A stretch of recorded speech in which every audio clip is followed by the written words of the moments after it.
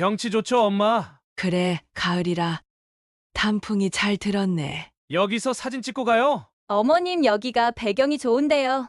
조금만 더요, 어머니? 여기 정말 멋지게 나오겠어요. 괜찮아요, 엄마. 며느리가 찍어주려는 거예요. 애비야, 너도 같이 찍자. 그럴까요? 어머님, 이쪽으로요. 아들아, 아들아! 그렇게 밀면 어떡해? 괜찮아. 어차피 이러기로 했던 거고. 이제 당신 일 다 해결될 거야. 유산 정리되고 보험금 나오면. 알았어. 일단 기다려봐야지. 그렇게 큰아들 부부는 산을 내려가고 있었습니다. 저는요, 절벽 아래로 떨어져 의식을 잃어가고 있었죠.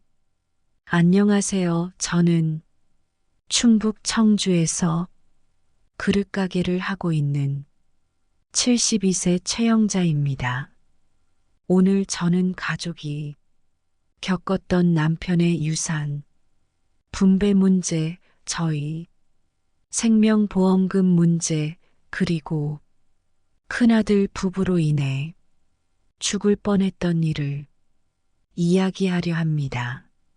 가족 간의 갈등과 그로 인해 저는 큰 위기를 겪었지만 이 이야기를 통해 누군가에게 조금이라도 도움이 되기를 바랍니다. 그리고 제 이야기를 들어보고 싶다면 따뜻한 댓글과 응원, 말씀도 저에게 많은 위로가 될 거라 믿습니다. 꼭 끝까지 들으시고 구독을 통해 제게 온 행운을 받아가세요.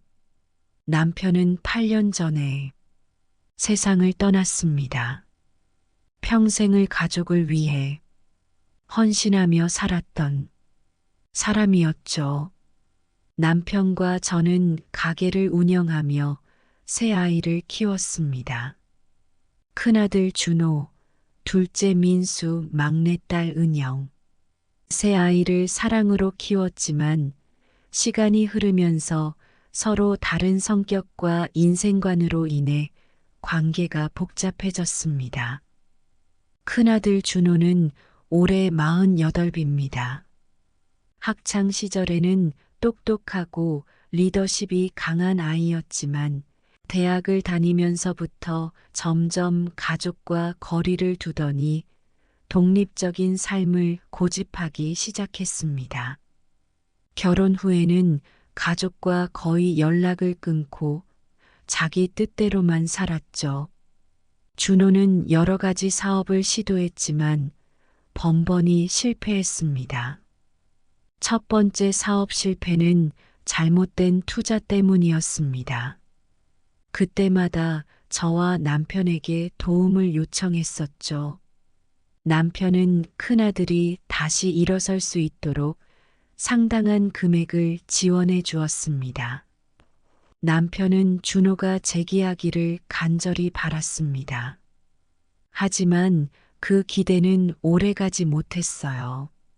준호는 얼마 지나지 않아 또 다른 사업을 시작했는데 이번엔 더 큰 문제를 일으켰습니다. 사업 자금을 엉뚱한 곳에 쓰며 아내와의 갈등이 커졌고 결국에는 바람까지 피웠습니다.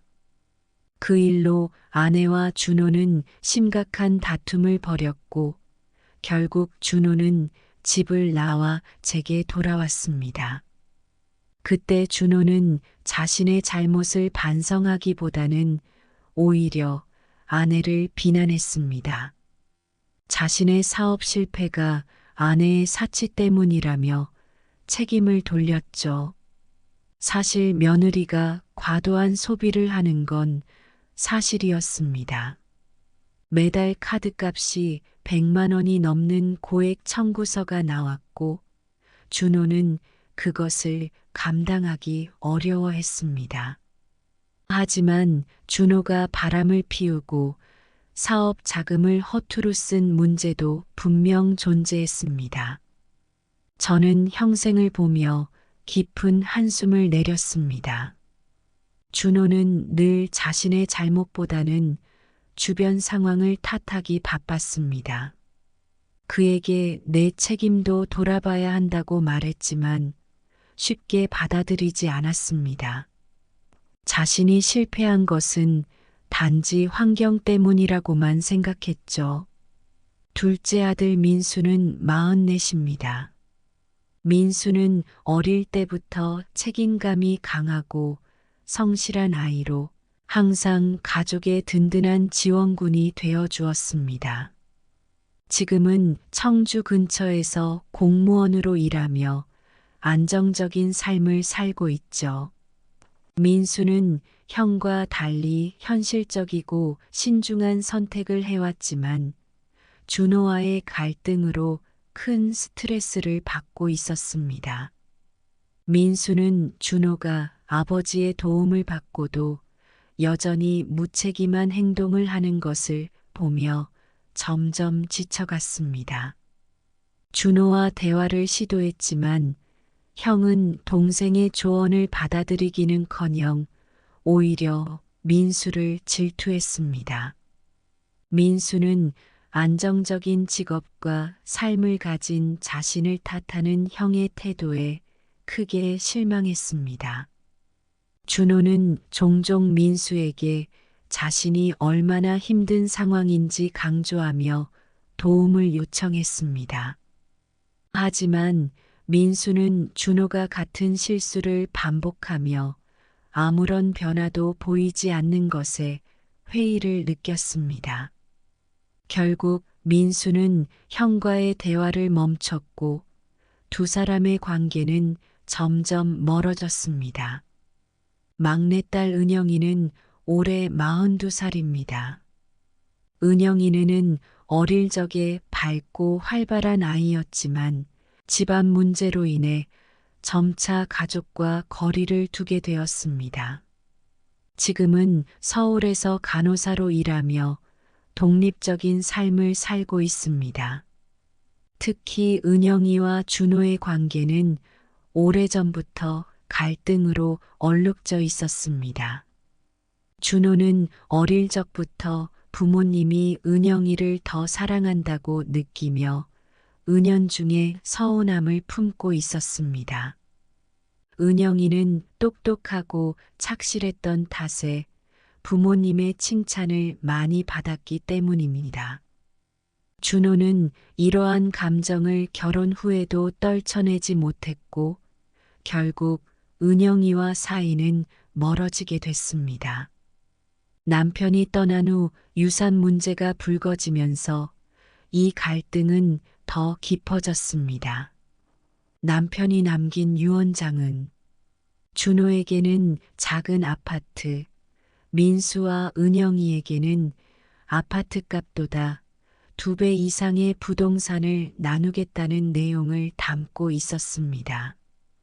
남편은 준호가 과거에 사업을 빌미로 받아간 돈의 액수와 그걸 제대로 쓰지 못했던 점, 앞으로도 재산을 바르게 사용하지 못할 거라는 판단을 했던 것 같아요. 사실 제 앞으로 이미 몇 년 전에 민수와 은영이에게 나누어 준 만큼의 땅을 몰래 명예 이전을 해놓았고 이는 준호의 몫이었던 거죠. 준호는 이 유언장을 보고 충격을 받았습니다. 자신이 가장 어려운 상황에 처해 있다며 유산이 자신에게 돌아가야 한다고 주장했습니다. 준호는 가족들에게 자신의 필요를 강조하며 분노를 터뜨렸습니다. 민수는 아버지의 결정을 존중해야 한다며 준호를 설득했지만 준호는 동생의 말을 듣지 않았습니다. 오히려 민수의 안정적인 삶을 비난하며 자신이 받지 못한 것에 대해 억울함을 표현했습니다. 은영이는 유산 자체에 관심이 없다며 완전히 선을 그었지만 준호는 은영이의 말조차 믿지 않았습니다. 가족들 모두가 자신을 배제한다고 생각하며 분노를 키웠습니다. 남편이 남긴 유산은 우리 가족에게 축복이 아니라 저주가 된 것 같았습니다. 저는 남편의 사진을 보며 혼잣말을 했습니다. 여보, 우리가 키운 아이들이 왜 이렇게 되었을까? 내가 어디서 잘못한 걸까? 큰아들과 작은아들, 딸 사이의 갈등은 시간이 지날수록 점점 더 깊어졌습니다. 남편이 남긴 유산 문제로 시작된 갈등이었지만 결국 그동안 쌓였던 감정들이 폭발하는 계기가 되었습니다.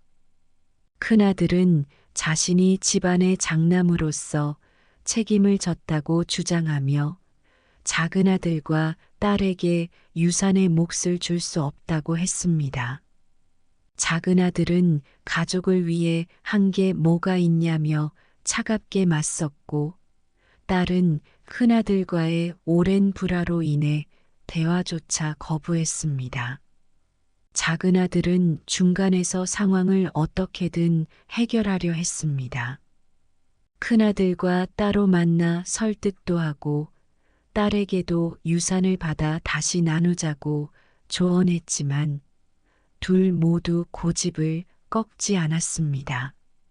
저는 그런 작은아들의 노력에 고마워하면서도 갈등이 해결되지 않을까봐 마음이 조마조마했습니다. 큰아들은 사업 실패와 경제적 어려움으로 인해 이미 마음의 여유를 잃어가고 있었습니다. 제가 유산 문제에 대해 남편의 뜻을 따랐다고 설명했지만 큰아들은 아버지 뜻이 어땠든 장남으로서의 책임은 변하는 게 없다고 목소리를 높였습니다.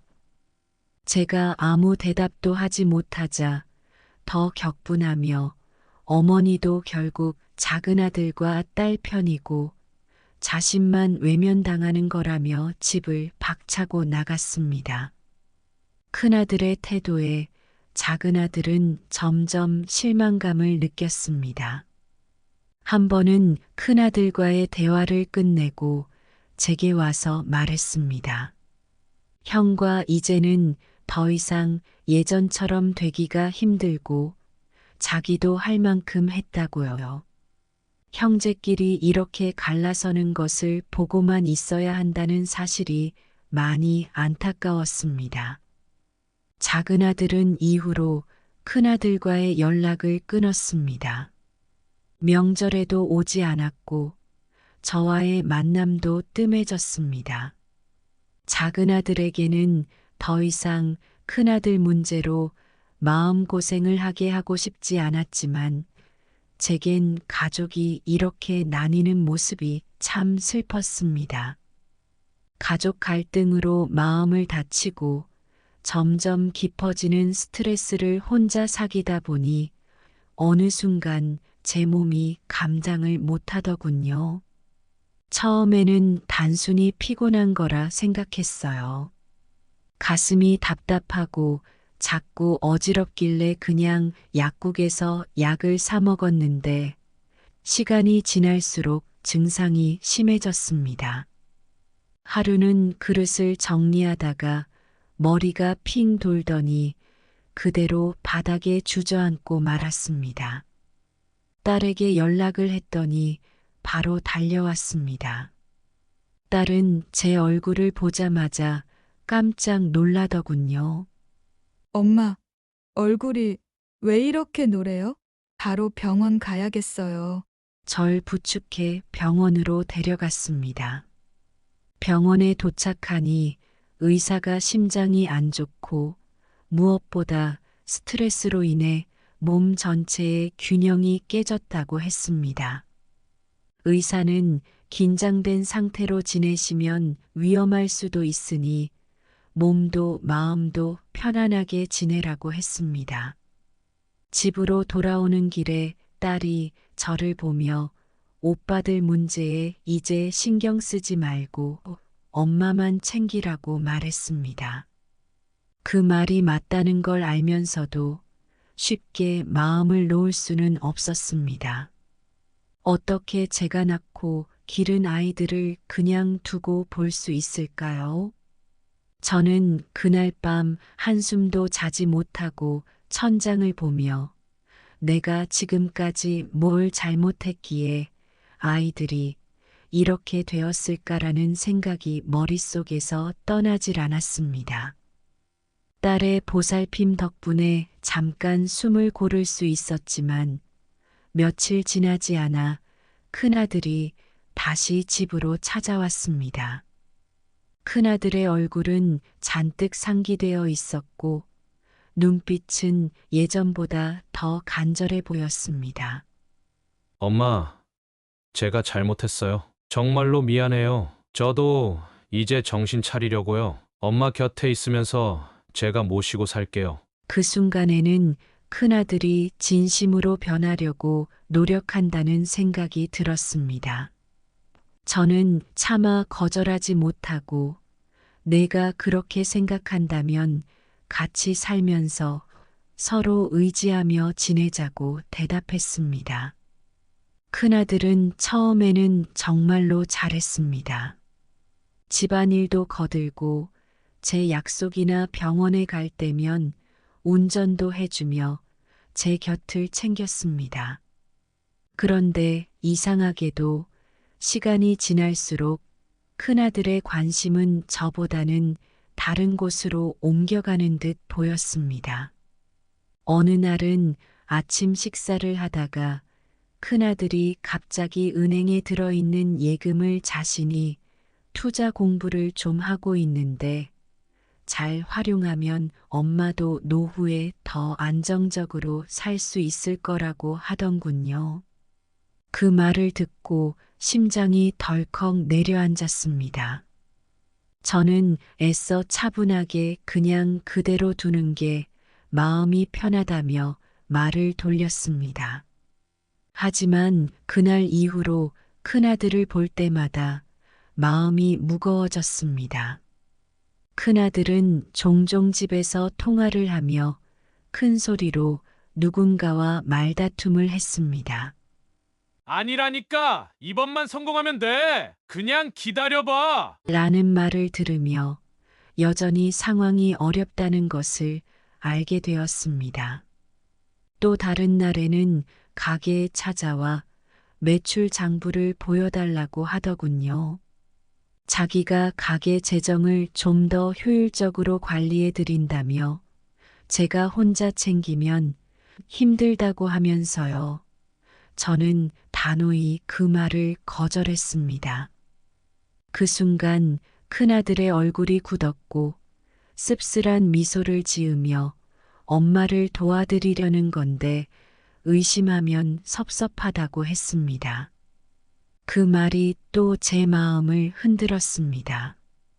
그런데 큰아들은 남편의 유산에 대해 알고 있다는 듯 행동했습니다. 가끔 집안일을 돕거나 가게에 오면 남편이 남긴 재산에 대한 이야기를 우회적으로 꺼내곤 했습니다. 유산이 남아 있다면 자신이 관리해야 한다는 의도가 담겨 있는 말투였습니다. 저는 애써 아무렇지 않은 척했지만 큰아들의 말에서 느껴지는 집착과 기대가 점점 제 마음을 무겁게 했습니다. 딸은 큰아들과 제가 더 가까워지고 있다는 소식을 들었는지 이전보다 더 자주 저를 찾아왔습니다. 딸은 평소 강단 있고 현실적인 성격으로 갈등이 있으면 회피하지 않고 단호히 대처하곤 했습니다. 딸의 방문은 저를 위로하기 위해서였지만 묘하게 큰아들 문제를 피하는 모습이 보였습니다. 저는 딸이 갈등으로 오랫동안 마음의 상처를 받아왔다는 것을 잘 알고 있었기 때문에 굳이 유산 문제를 언급하지 않으려 노력했습니다. 그러나 딸이 제가 큰아들에게 더 마음을 주고 있다고 느꼈는지 대화 중 단 한 번도 표현하지 않았던 차가운 태도가 느껴지곤 했습니다. 딸의 이 말은 제게 다시 한번 남편과 나눈 얘기를 떠올리게 했습니다. 남편이 저를 믿고 남긴 유산을 지금 큰아들에게 넘겨도 괜찮을지 계속 고민했습니다. 그 당시 40이었던 큰아들은 살고 있던 집도 다 팔았고 며느리와 손주 둘까지 제가 살고 있는 집에 같이 살고 있었거든요. 거기다 며느리는 일도 안 하고 그릇가게에 나와 일을 돕는 큰아들의 월급으로만 생활하고 있었습니다. 아직은 큰아들도 며느리도 제대로 정신을 차린 것 같지 않았거든요. 큰아들의 유산에 대한 관심은 시간이 지날수록 점점 심해졌습니다. 틈만 나면 과거 남편이 남긴 재산에 대해 은유적으로 묻거나 마치 현재 남아있는 금액을 계산하려는 듯 말을 던지곤 했습니다. 저는 답변을 피하거나 장난스럽게 얼버무렸지만 그럴수록 큰아들은 짜증 섞인 태도를 보였습니다. 때로는 과도하게 도움을 주려는 것처럼 행동하기도 했습니다. 그러면서도 행동에는 뭔가 불안함이 느껴졌습니다. 집에서 큰 소리로 통화하며 다급하게 누군가를 설득하는 모습이나 무언가 감추려 하는 표정에서 저는 큰아들이 경제적으로 여전히 벼랑 끝에 서 있다는 걸 짐작할 수 있었습니다. 자주 자신의 의도를 감추려 했지만 점점 더 분명히 드러나는 행동들로 인해 저는 혼란스러웠습니다. 저는 남편이 믿고 남긴 유산을 지켜야 한다는 책임감과 큰아들에게 도움을 주고 싶은 연민 사이에서 갈팡질팡했습니다. 큰아들의 요구를 들어주면 다시 재기할 수 있지 않을까 하는 희망이 마음 한편에 자리 잡았지만 동시에 딸과 작은아들이 염려했던 큰아들의 우유부단한 태도가 걱정스러웠습니다. 결국 큰아들은 유산과 관련된 직접적인 요구 대신 점차 저와의 시간을 통해 신뢰를 얻으려는 듯 했습니다. 큰아들은 운동 삼아 등산을 가자는 제안을 했고 저는 큰아들의 태도가 조금이나마 나아졌다고 생각하며 그 제안을 받아들였습니다. 그러나 그것이 어떤 결과를 가져올지는 상상도 하지 못했습니다. 큰아들과 함께 등산을 떠난 날은 유난히 화창했습니다. 저는 이 기회를 통해 관계를 회복하고 더 나아지길 바랐습니다. 등산 내내 큰아들은 마치 모든 갈등을 잊은 사람처럼 보였습니다. 밝은 표정과 다정한 말투를 보며 저는 정말 변화하고 있다고 믿고 싶었습니다. 하지만 마음속 깊은 곳에서는 여전히 불안함이 떠나지 않았습니다. 이렇게 좋은 시간이 언제까지 지속될까? 라는 생각이 머릿속을 스쳤습니다. 산 정상에 가까워질수록 큰아들의 행동이 점점 달라지기 시작했습니다. 큰아들은 저보다 앞서 걸으며 점점 속도를 냈습니다. 그리고 한적한 절벽 근처에 도착했을 때 갑자기 멈춰서서 저를 돌아봤습니다. 눈빛이 순간적으로 낯설게 느껴졌습니다. 제가 따라가자 작은 목소리로 여기서 잠깐 쉬었다 가자고 말하며 주변을 둘러보았습니다. 같이 등산하고 있던 며느리가 밝게 웃으며 제게 다가와 이왕 이렇게 좋은 곳까지 왔으니 사진 한 장 찍자고 말했습니다. 저는 그 말에 기분이 좋아져 큰아들과 함께 사진을 찍기 위해 절벽 가까이 섰습니다. 며느리가 계속해서 사진 각도를 바꿔 찍는 도중 제게 조금 더 뒤로 가라는 말을 반복했습니다. 산 정상의 풍경을 더 잘 담으려는 것 같았습니다. 저는 발밑을 살피며 조심스레 움직였습니다. 절벽 끝에 가까워질수록 아래가 아찔하게 보였지만 며느리는 계속해서 조금만 더요, 어머니. 여기 정말 멋지게 나오겠어요. 라고 말하며 손짓을 해댔습니다. 그 순간 며느리의 목소리엔 미묘한 조급함과 부드러운 설득이 섞여 있는 듯 느껴졌습니다. 제 옆에 서 있던 큰아들이 며느리의 요청에 따라 천천히 다가와 섰습니다. 어딘가 어색해 보였지만 제가 불안한 기색을 보일 때마다 괜찮아요, 엄마. 며느리가 찍어주려는 거예요. 저를 안심시키려는 말투였습니다.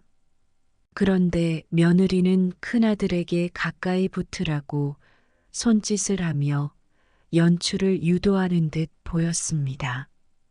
그러던 중 사진을 찍던 며느리가 휴대폰을 들고 살짝 다가오더니 마치 자연스럽게 움직이는 척하며 저를 살짝 밀쳤습니다.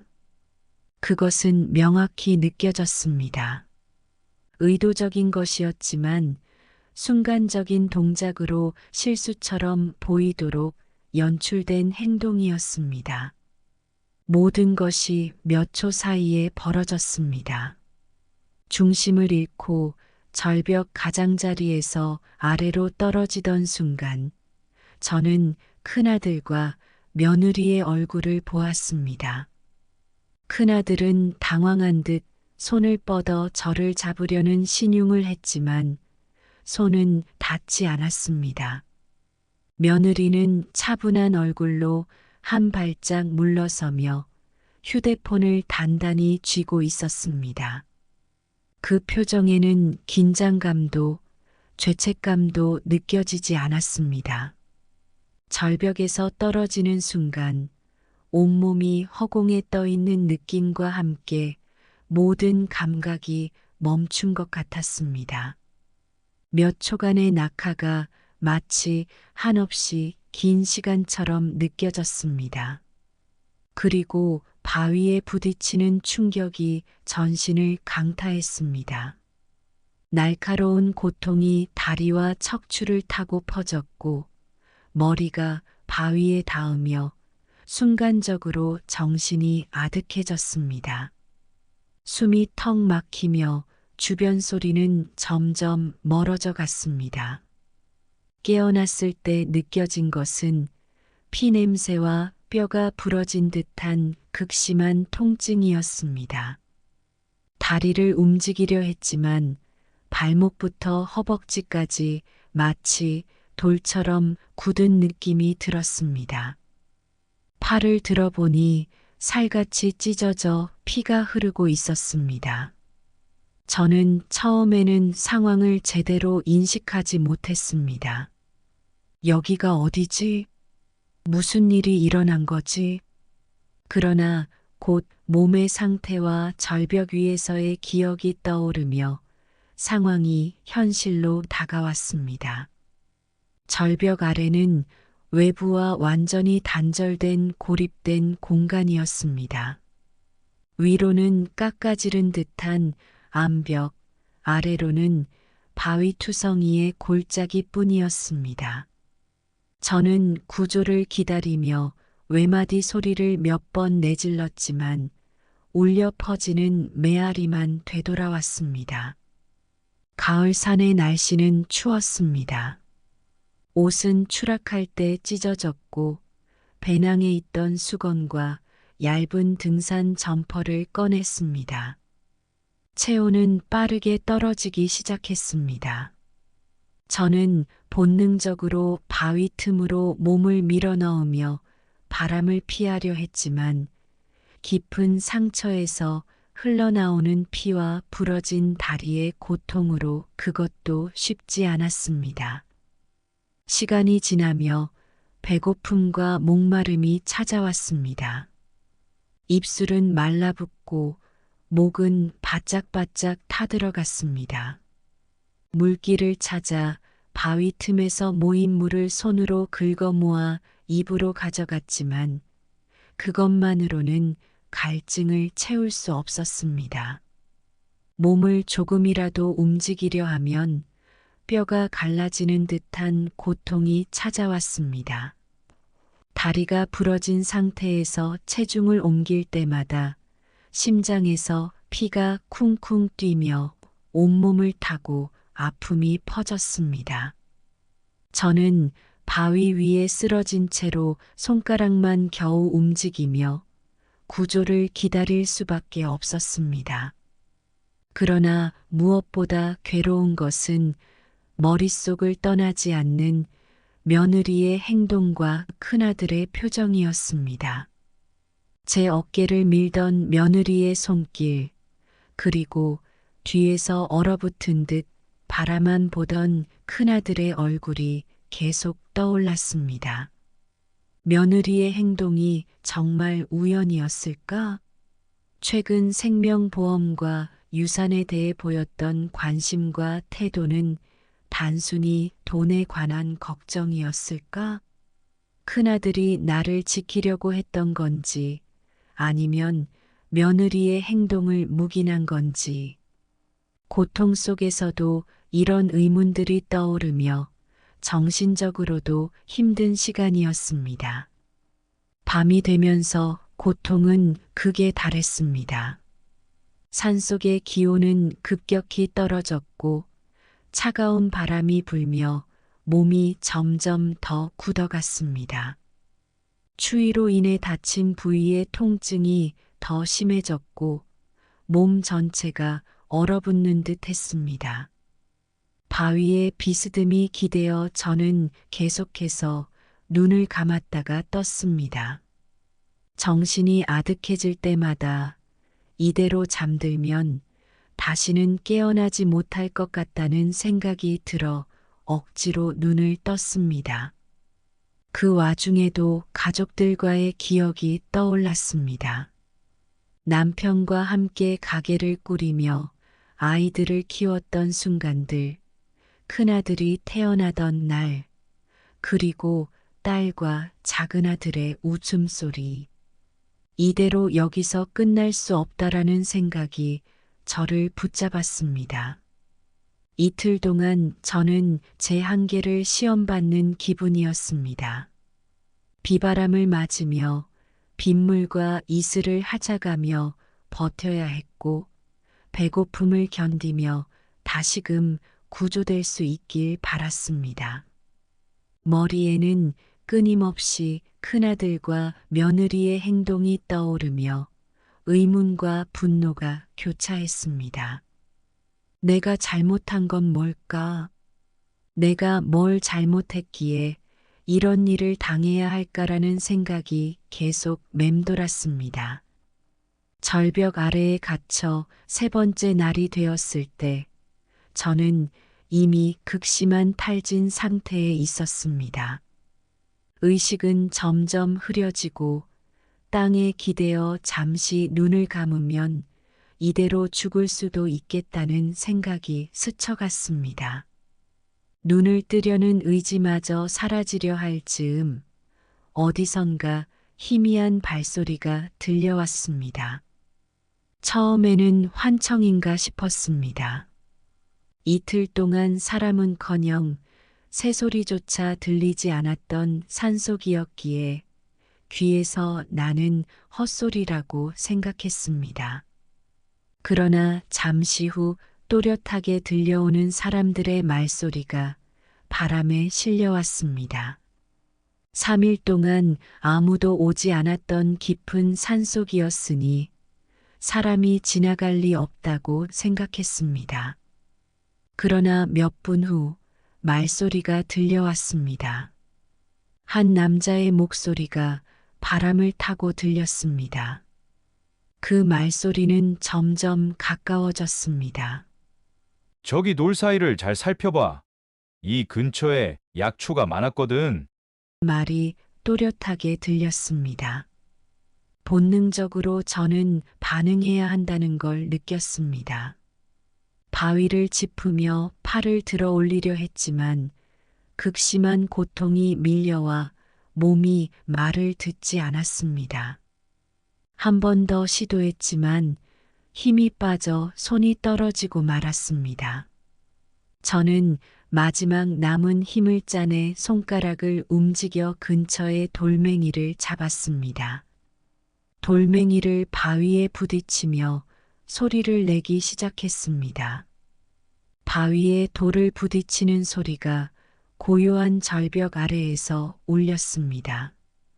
약초를 찾던 두 사람이 저를 발견한 것은 우연에 가까웠습니다.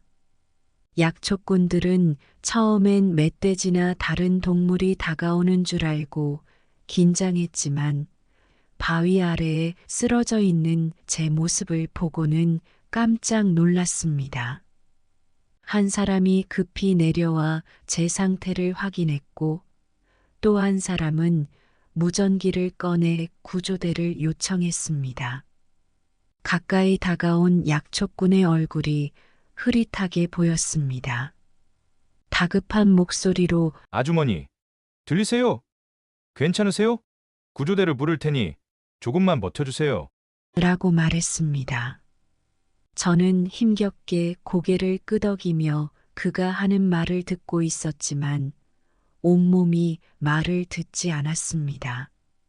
구조대가 오기 전 약초꾼들은 제가 추위로 더 악화되지 않도록 가지고 있던 외투와 물을 나눠줬습니다. 그중 한 사람은 제 손을 꼭 잡으며 이제 괜찮아요. 금방 사람들이 올 거예요. 라고 말하며 안심시켰습니다. 그 따뜻한 손길은 몇 날 며칠간 느끼지 못했던 인간적인 온기를 느끼게 해주었습니다. 구조대는 줄과 장비를 사용해 절벽 아래로 내려왔습니다. 구조대의 얼굴을 보자마자 안도의 눈물이 흘렀습니다. 한 구조대원이 제 상태를 확인하더니 급히 무전으로 의료팀을 요청했습니다. 다리가 부러진 상태입니다. 출혈도 심하고 저체온증 상태입니다. 라는 말을 듣는 순간 제 몸이 이렇게까지 손상되었음을 처음 깨달았습니다. 저는 들것에 실려 천천히 절벽 위로 끌어올려졌습니다. 올라가는 동안 햇살이 얼굴을 스치며 따뜻한 느낌이 들었고 오랜만에 세상의 빛을 본다는 사실이 믿기지 않았습니다. 절벽 위로 올라온 뒤 대기 중이던 구급차에 실려 병원으로 향했습니다. 이동하는 내내 구조대원의 손이 제 손을 잡고 있었습니다. 괜찮아요. 이제 안전합니다. 라는 목소리가 위안이 되었지만 제 머릿속은 여전히 큰아들과 며느리에 대한 생각으로 가득했습니다. 병원으로 이송된 뒤 저는 여러 차례 정밀 검사를 받았습니다. 다리가 부러지고 여러 부위에 골절과 찰과상이 있었지만 생명에는 지장이 없다는 진단을 받았습니다. 의료진은 제가 심각한 저체온증 상태였다고 했습니다.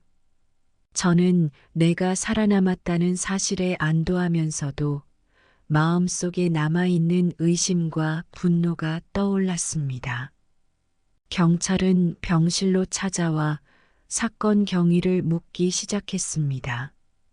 저는 당시 상황을 최대한 사실적으로 설명했지만 며느리의 행동에 대해 말할 때마다 목소리가 떨렸습니다. 경찰은 제가 추락한 절벽 부근이 외진 지역이고 약초꾼의 증언을 토대로 사건의 정황을 파악하고 있었습니다. 며느리가 사진을 찍으면서 절벽 끝으로 저를 몰아갔던 점, 그리고 큰아들이 그 상황에서 제대로 된 대처를 하지 않았다는 점, 119 구조대를 요청하지 않은 점, 실종 신고를 안 한 점이 수사에서 주요한 의문점으로 떠올랐습니다. 경찰은 큰아들과 며느리를 불러 조사했습니다.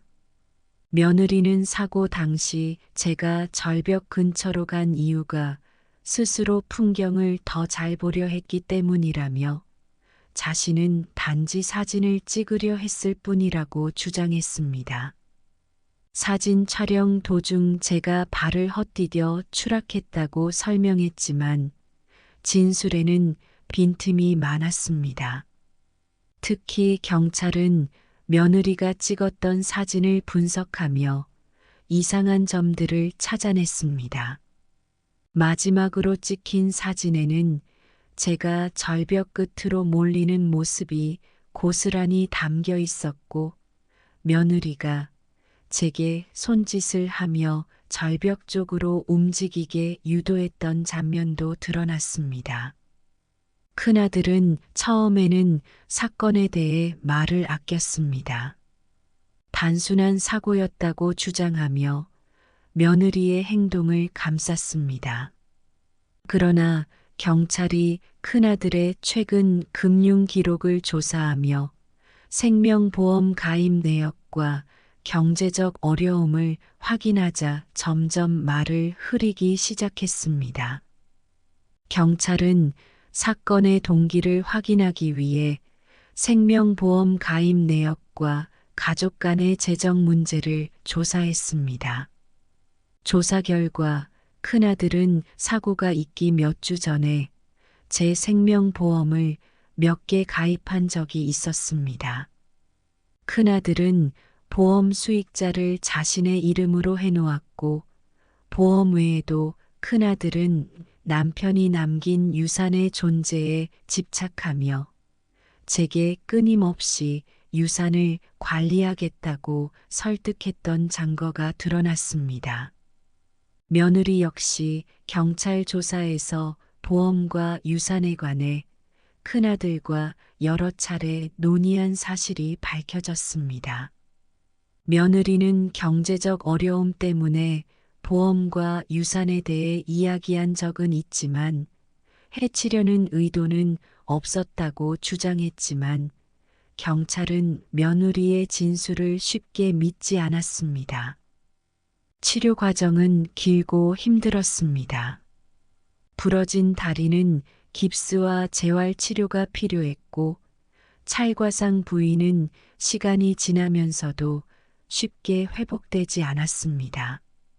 체력적으로나 정신적으로 극복해야 할 부분이 많았지만 딸과 작은 아들이 제 곁을 지키며 힘이 되어 주었습니다. 딸은 병원에 자주 찾아와 제 손을 잡고 있어 주었고 작은 아들은 병원비와 관련된 행정적인 일을 처리하며 저를 도왔습니다. 두 아이의 보살핌을 받으며 저는 가족이 얼마나 소중한지 다시금 깨닫게 되었습니다. 하지만 동시에 큰아들과 며느리의 부재가 뼈저리게 느껴졌습니다. 큰아들과 며느리는 한 번도 병원에 오지 않았고 연락조차 없었습니다. 저는 스스로에게 여러 차례 물었습니다. 큰아들 부부는 왜 나를 이렇게 외면하고 해치려 했을까? 사건은 결국 법정으로 이어졌습니다. 며느리는 끝까지 자신의 행동이 실수였다고 주장했고 큰아들은 자신이 사건에 관여하지 않았다고 항변했습니다. 그러나 사진과 현장 증거 그리고 생명보험 관련 기록들은 큰아들 부부의 주장에 큰 의문을 남겼습니다. 저는 법정에서 큰아들, 며느리와 다시 마주했지만 얼굴을 보며 말문이 막혔습니다.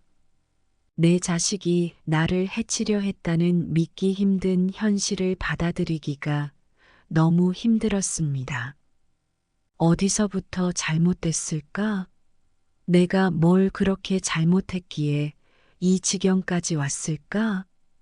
라는 생각이 머릿속을 떠나지 않았습니다. 결국 재판은 며느리에게 더 큰 책임이 있다고 판단했습니다. 사고를 유도한 정황이 명확히 드러났고 법원은 실형을 선고했습니다. 큰아들 역시 보험 사기 및 공모 의혹으로 유죄 판결을 받았지만 형량은 상대적으로 적었습니다. 병원에서 퇴원한 지 몇 달이 지났습니다. 몸은 많이 회복되었지만 마음의 상처는 여전히 쉽게 아물지 않았습니다. 큰아들과 며느리가 제게 했던 행동을 떠올리면 자다가도 깜짝깜짝 놀라지만 그 기억에 휘둘리지 않으려 합니다. 제가 살아남은 것은 제게 주어진 또 다른 기회라고 생각하기로 했습니다. 큰아들과 며느리가 법적 처벌을 받으며 감옥에 간 뒤 저는 부모의 빈자리를 메우기 위해 손주들을 돌보기 시작했습니다. 초등학생과 중학생이었던 두 손주는 갑작스러운 부모의 부재로 큰 충격을 받은 상태였습니다. 아이들은 처음에는 저를 경계하거나 어색해했지만 시간이 지나면서 점차 마음을 열기 시작했습니다. 아이들과 함께하는 일상은 저에게 새로운 활력을 주었습니다. 학교에서 돌아온 아이들과 간식을 먹으며 하루를 이야기하고 주말에는 텃밭에서 함께 일손을 거들며 웃음소리를 나눴습니다. 특히 큰 손주는 부모의 부재를 누구보다 깊게 느끼고 있었기에 저는 그 아이와 더 많은 대화를 나누려 노력했습니다. 손주들을 돌보며 느낀 점은 부모가 없는 아이들에게는 작은 행동 하나에도 큰 위로와 안정이 된다는 사실이었습니다. 한 번은 중학생인 큰 손주가 학교에서 친구와 싸움을 하고 돌아온 적이 있었습니다. 방으로 들어가 문을 닫고 아무 말도 하지 않았지만 저는 큰 손주 방 앞에 앉아 조용히 기다렸습니다.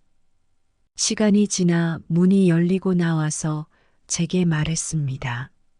할머니, 나도 아빠처럼 되는 건 아니겠죠? 그 말이 제 가슴을 후벼 팠습니다.